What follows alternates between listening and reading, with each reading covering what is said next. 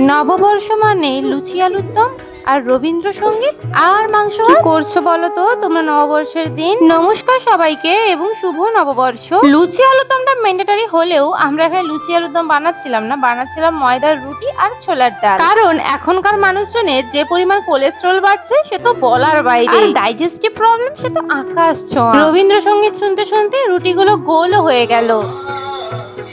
আমরা মধ্যবিত্ত মানুষ, ভাই বোনের থালাতেই অর্ধেক পেট পুজো হয়ে যায়, আর এটা আমার ভাইয়ের থালাই ছিল। শুধু আমাদের ভারতবর্ষই নয়, এই বিশ্বের সব থেকে মিষ্টি ভাষা হলো বাংলা। সে হতে পারে তোমরা আমাদের মতো ওয়েস্ট বেঙ্গল বোর্ডের স্টুডেন্ট নয়, সিবিএসসি বোর্ডের স্টুডেন্ট, কিন্তু তাই বলে শুভ নববর্ষকে হ্যাপি নিউ ইয়ার বলার অধিকার তোমাদের কেউ দেয়নি। কোনো ল্যাঙ্গুয়েজ ছোট না। তোমরা যেমন হ্যাপি নিউ ইয়ারকে শুভ নববর্ষ বলতে পারবে না, সেরকমই শুভ নববর্ষকেও হ্যাপি নিউ ইয়ার বলা যায় না। আর কিছু কিছু বাবা মারা খুব গর্বের সহিত দেখি বলে যে আমার ছেলেটার বাংলাটা ঠিক আসে না।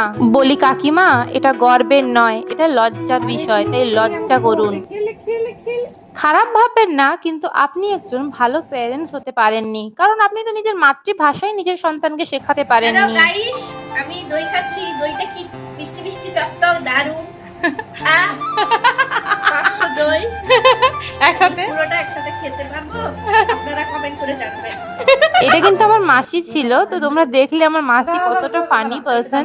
আর এখানে মাসি কোল্ড ড্রিঙ্কস ঢেলে দিয়েছিল, আর আমার ভিডিও করা হয়নি, তো আবার রিটেক নিতে হলো। কি গরম করতে হবে, গরম লাগছে। দুপুরে খাওয়ার পর আর কি লাগে, একটু ভাত ঘুম, তার সঙ্গে একটু মাদের ভালোবাসা,